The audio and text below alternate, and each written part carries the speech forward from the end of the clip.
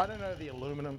Guys say, oh, what aluminum is that thing? What aluminum? 60, 63, 64, 84?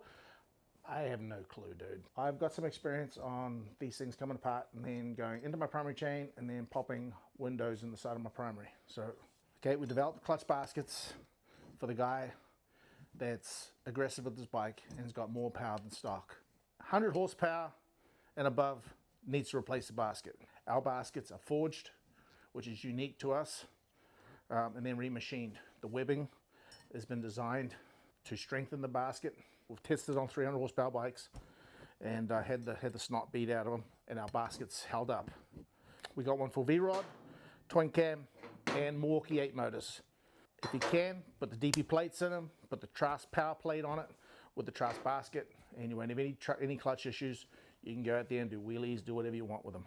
Trask forged clutch baskets are the way to go. You get it from any Drag Specialties dealer, or you can get it direct from us at traskperformance.com, and they look pretty.